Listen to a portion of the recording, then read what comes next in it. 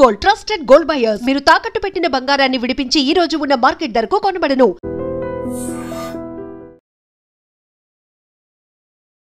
అంబేద్కర్ కోనసీమ జిల్లా రాయవరంలోని Ganapati grand fire works లో జరిగిన భారీ పేలుడు దాటికి సంఘటనా స్థలంలోనే ఆ భారీ మంటల్లో చిక్కుకొని అందులో పనిచేస్తున్నటువంటి మొత్తం 6 నిన్న చనిపోగా మరికొంతమంది 10 మంది వరకు తీవ్రంగా గాయపడ్డారు. మంటల్లో చిక్కుకొని విలవిలలాడిపోయిన వారిని హుటాహుటిన రెస్క్యూ చేసి మంటలో అదుపు చేయటం ఒకవైపు, మరోవైపు మంటల్లో చిక్కుకున్న వారిని బయటకు తీసి హుటాహుటిన హాస్పిటల్కు తరలించగా ట్రీట్మెంట్ పొందుతూ మరో 2 చనిపోవడంతో ఈ ఘటనలో మృతుల సంఖ్య 8కి చేరుకుంది. మరికొంతమంది పరిస్థితి విషమంగా ఉన్నట్లు కూడా తెలుస్తోంది.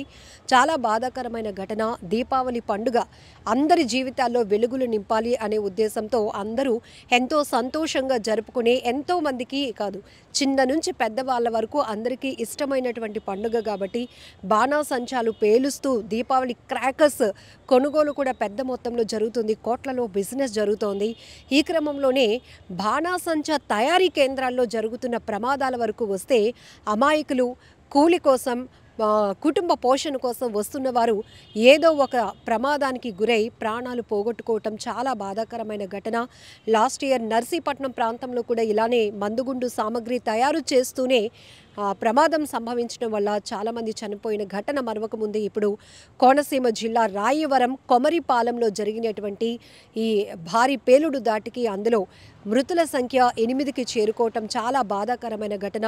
ఇందులో ప్రొప్రైటర్ అంటే ఈ గణపతి గ్రాండ్ ఫైర్ వర్కర్స్ నిర్వహిస్తున్నటువంటి యజమాని ఎవరైతే ఉన్నారో వెలుగుబంట్ల సత్యనారాయణమూర్తి అలియాస్ సత్యబాబు, ఆయనతో పాటు మహిళలు కూడా చాలామంది ఉన్నారు. అనపర్తి నుంచి ఈ ఫ్యాక్టరీలో బాణాసంచా తయారు చేయడానికి ఎంతోమంది కూలీలు వస్తూ ఉంటారు. 3 నెలలుగా కొంతమంది 16 మంది వరకు కూడా ఈ ఫ్యాక్టరీలో పనిచేస్తూ నిర్విరామంగా దీపావళి సందర్భంగా కావచ్చు, శుభకార్యాలకి కూడా క్రాకర్స్ ఇవన్నీ సప్లై చేస్తూ ఉంటారు. కాబట్టి భారీ మందుగుండు సామగ్రి తయారీ కేంద్రం కాబట్టి 16 మంది కూడా ఒక అన్యోన్యంగా ప్రతిరోజు ప్రాంతం నుంచి జట్టుగా రావటం, తయారు చేస్తూ మళ్ళీ తిరిగి వెళ్తూ ఉండటం, కష్ట సుఖాలు షేర్ చేసుకుంటూ ఇట్లా పనికి వస్తున్న క్రమంలోనే నిన్న జరిగినటువంటి ప్రమాదం ఒక్కసారిగా కుటుంబాలను చిన్నాభిన్నం చేసింది. తమ వారిని ఆ మంటల్లో చిక్కుకున్న వారిని కాపాడుకోలేనటువంటి పరిస్థితి, మరికొంతమంది తీవ్రంగా కాలినటువంటి గాయాలతో ఇబ్బంది పడుతూ నరకం అనుభవిస్తూ హాస్పిటల్లో ట్రీట్మెంట్ పొందుతున్నటువంటి పరిస్థితిలో ఎన్నో కుటుంబాలు శోకసంద్రంలో మునిగిపోయాయి. ఇక్కడ యజమానితో పాటు మరికొంతమంది కూడా చనిపోయారు. మృతుల వివరాలు చూస్తే అనపర్తికి చెందిన మహిళలు ఎక్కువగా ఉన్నారు. అందులో శ్యామల, జ్యోతి, శేషారత్నం, అలాగే ఒడిశాకు చెందినటువంటి సదానంద్ కావచ్చు, అరుణ అనే మహిళ, వెంకట్రావు అనే మహిళతో పాటు పలువురు కూడా ఈ ప్రమాదం నుంచి అదృష్టవశాత్తు తప్పించుకోవడం వల్ల కొంతవరకు మృతుల సంఖ్య తగ్గింది అని కూడా చెప్పాలి. కానీ 8 మంది ఒక ప్రమాదంలో ప్రాణాలు పోగొట్టుకున్నారు అంటే చాలా దురదృష్టకరమైన ఘటన. అందులోనూ అనపర్తి నుంచి వీళ్ళంతా ఒకేసారి బయలుదేరి వస్తూ ఉంటారట. ఆ ఫ్యాక్టరీలో పని అయిపోయిన తర్వాత మళ్ళీ అందరూ కలిసి వెళ్తూ ఉంటారు. అలా గ్రూప్లో ఒక్కసారిగా 4 మహిళల్ని వాళ్ళు మిస్ కావటం అనేది జీర్ణించుకోలేకపోతున్నారు. ఎంతో బాధాకరం. అది కూడా వీళ్ళంతా కూడా 16 మంది 3 నెలల నుంచే ఈ ఫ్యాక్టరీలో పనిచేయడానికి వస్తున్నారట. అయితే ఈ గణపతి గ్రాండ్ ఫైర్ వర్క్స్కి సంబంధించి అన్ని అనుమతులు ఉన్నాయి. నెక్స్ట్ ఇయర్ వరకు కూడా లైసెన్స్ ఇంకా లైవ్లోనే ఉంది. అయితే అందులో వర్కర్స్ ఎవరైతే వస్తున్నారో ఈ మందుగుండు సామగ్రి తయారు చేయడానికి వీళ్ళకి పెద్దగా అనుభవం లేకపోవడం అనేదే ప్రమాదానికి కారణంగా తెలుస్తోంది. ఆయన కూడా ఆ యజమాని చాలా ఎక్స్పీరియన్స్డ్ అంట. ఎన్నో సంవత్సరాల నుంచి కూడా ఈ ఫైర్ వర్క్స్ అనేది నడిపిస్తున్నారు. కానీ వీళ్ళందరూ కూడా 16 మంది రీసెంట్గా గత 3 నెలలుగా ఇక్కడ ట్రైనింగ్ అయ్యి పని చేస్తున్న వాళ్ళే. వాళ్ళల్లో చాలా వరకు ఆ స్కిల్ అనేది తక్కువగా ఉంది. దాంతోపాటు చించుబుడ్లు తయారు చేస్తున్నప్పుడు ఏదైతే రసాయనాలు ఉంటాయో అవి ఫిల్ చేస్తున్న క్రమంలోనే ఈ ప్రమాదం జరిగింది అనేది ఒక అంచనా. మరొక వైపు విద్యుత్ షార్ట్ సర్క్యూట్ కూడా ప్రమాదానికి కారణంగా పోలీసులు కూడా భావిస్తున్నారు. ఘటనలో భారీ పేలుడు దాటికి పెద్ద పెద్ద శబ్దాలతో ఆ చుట్టుపక్కల పరిసర ప్రాంతాల వారంతా కూడా భయంతో వణికిపోయారు.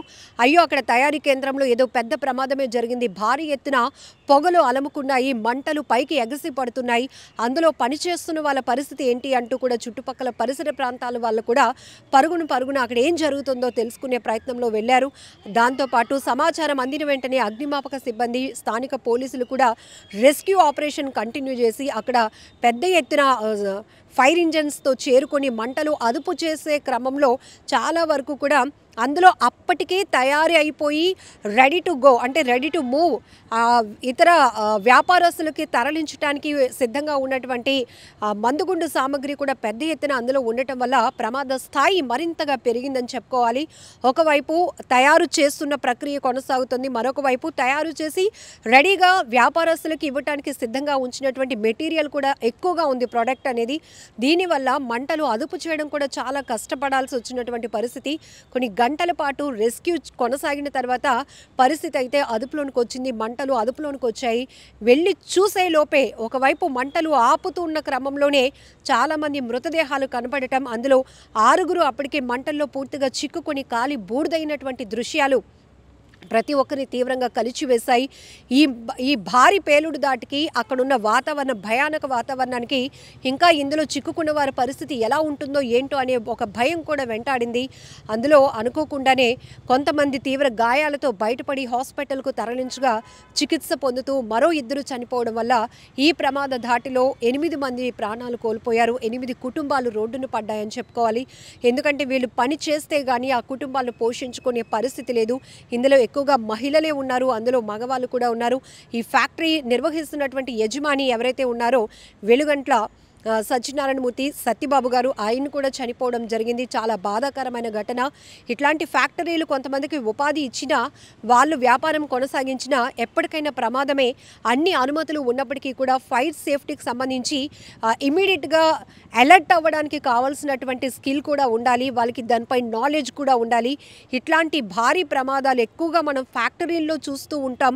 ఎక్కువగా ఈ ఫైర్ ఇన్సిడెంట్స్ అయినప్పుడు దాన్ని అదుపు చేయడానికి కాకుండా అందరూ ప్యానిక్ అయిపోయే పరిస్థితి ఉంటుంది. దీనివల్ల కూడా ఒకరినొకరు రెస్క్యూ చేసుకునే పరిస్థితులు కూడా ఉండవు, వాళ్ళ ప్రాణాలు వారు కాపాడుకోగలగాలి అనే పరిస్థితి ఏర్పడుతోంది. అందులోనే ఈ పని చేస్తున్నటువంటి 16 మందిలో కూడా ఆ రోజు లక్కీగా 10 మంది మాత్రమే ఇక్కడికి రావడం జరిగిందట. మిగతా వాళ్ళు ఏదో ఫంక్షన్ కార్యక్రమం కోసమని గ్రూప్గా వెళ్ళారట.